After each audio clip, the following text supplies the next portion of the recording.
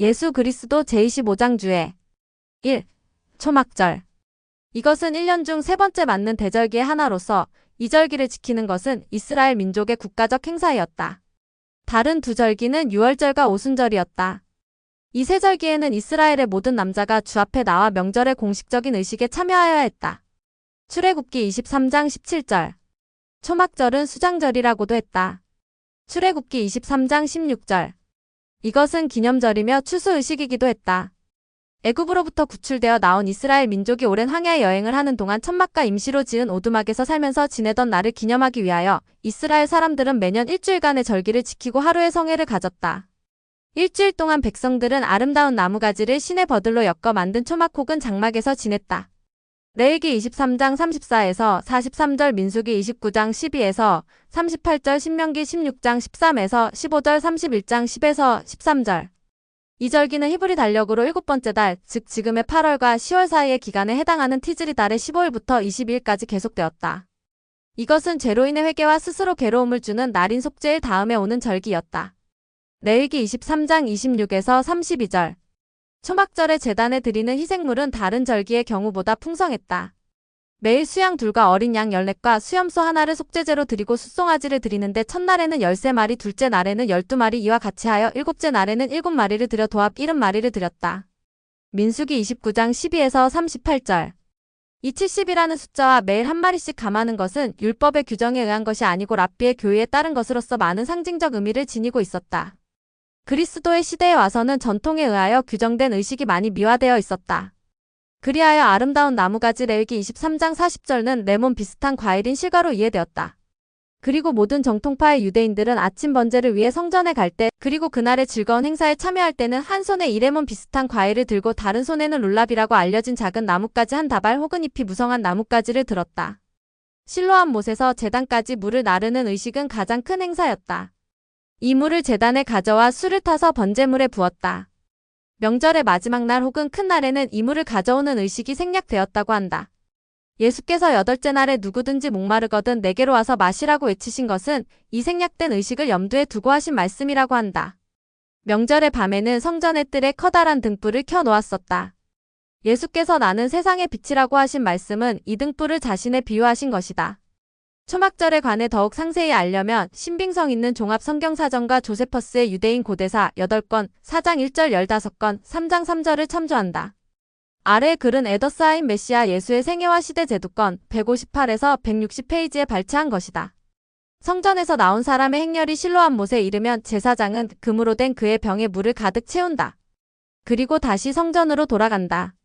그들이 성전에 도착할 때는 아침 번제 의식의 마지막으로 큰 제단에 번제물을 올려놓을 때쯤 된다.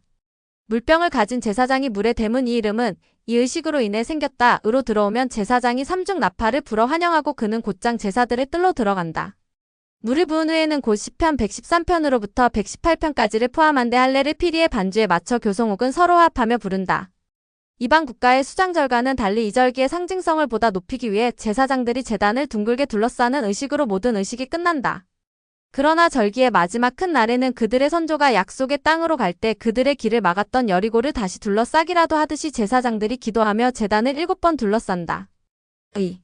주님의 교훈의 분별. 누구라도 하나님의 뜻을 행하려 하면 주님의 교훈이 하나님께로서 왔는지의 여부를 알 수 있다. 요한복음 7장 17절. 이것은 다른 사람의 말에 의존하는 것보다 확실히 신빙성 있는 방법이다. 저자는 매우 회의적인 대학생을 만난 적이 있었다. 그는 어떤 화학적인 분석에 공인된 결과를 믿을 수 없다고 말하였다. 왜냐하면 그 실험에 사용된 물질의 양이 극소량이었기 때문에 그는 그것이 전체를 결정할 수 있다고는 믿지 못하겠다는 것이었다. 그 학생은 화학에 있어서 초보자였다. 자신의 빈약한 지식으로 과학의 가능성을 판단하고자 한 것이다. 그래서 저자는 그에게 교수의 말대로 실행하면 언젠가 그 결과의 옳고 그름을 스스로 알게 될 것이라고 말해주었다. 상급반이 되었을 때 그는 전에 의심을 가졌던 바로 그 물질을 분석하는 실험을 하게 되었다. 그는 충실히 노력하여 얻은 솜씨를 발휘하여 그 분석을 성공적으로 마치고 전에는 그가 불가능하다고 생각했던 비슷한 결과를 얻었다. 그는 남자답게 전의 의심은 아무 근거가 없었음을 인정하고 스스로 진리를 알아낸 것을 기뻐했다. 3. 실로암 못. 실로와 느헤미야 3장 15절의 셀라와 실로암은 에라드 입구에 있는 못의 현대 아라비아 이름인 아인 시란의 시란을 히브리어와 헬라어로 각각 표시한 것이다. 고대의 참고 자료가 일치되어 이 사실을 입증한다. 느헤미야 3장 15절 조세퍼스 유대인 전쟁사 5건, 4장 1절 2절 6장 1절 9장 4절 12장 2절 2건, 16장 2절 4건 7장 2절 8장 5절 참조. 현대의 명칭은 에인샘이지만 실로암은 샘이 아니라 기온 혹은 처녀샘으로부터 바위로 통해 통로를 만들어 물을 대고 있다. 엘비 패튼 표준 성경 사전 예루살렘 4. 메시아는 어디에서 나시게 되어 있는가? 메시아는 베들레헴에서 나신다고 예언되어 있었기 때문에 많은 사람들이 예수를 메시아라고 믿고 싶어도 갈릴리에서 나오셨으므로 믿음을 억누를 수밖에 없었다. 또 어떤 사람들은 메시아가 나실 곳은 아무도 모른다고 배웠는데 예수는 갈릴리에서 나신 것을 알고 있기 때문에 믿을 수 없었다. 이에 관하여는 다음과 같이 설명할 수 있다. 다윗의 도시 즉 유대의 베들레헴이 메시아의 탄생 장소로 예언된 것은 의심의 여지가 없다. 그러나 랍비들은 어린 예수가 태어나신 후 곧 다른 곳에 가셨다가 어른이 되신 후에 돌아오시는데 어디서 혹은 어떻게 돌아오시는지는 아무도 알 수 없다고 잘못 가르치고 있었다. 라이트푸트를 인용하여 기키한 건 274페이지는 당시의 일반적인 비판에 관해 이렇게 기록하고 있다. 어떤 자는 랍비들이 메시아가 베들레헴에서 탄생하신 후 곧 대소동 가운데 영에 이끌려 다른 곳에 가셨다가 후에 다시 오시는데 어디로부터 오시는지 아무도 모른다고 가르치지 아니하셨느냐? 그런데 이 사람은 나사렛으로부터 온 것을 우리는 알고 있다. 5. 간음죄로 끌려온 여인에 관한 기록. 어떤 현대의 비평가는 요한복음 7장 53절과 8장 1에서 11절은 흠정역 성서에 있는 대로가 아니라고 주장한다. 왜냐하면 이곳에 기록된 이야기는 요한복음의 고대 원고 사본에는 없으며 그 문체도 독특하기 때문이라고 한다. 어떤 사본에는 이 이야기가 마지막 부분에 나온다. 또 다른 사본에는 영역 성경과 같은 이야기가 포함되어 있다. 캐논 페러는 다음과 같은 적절한 의문을 제기했다. 404페이지 주. 즉 이 이야기가 요한이 기록한 것이 아니며 잘못 삽입된 것이라면 왜 수많은 중요한 사본들이 이 이야기를 포함하고 있는가 하는 것이다. 6. 연복의 여인들의 뜰.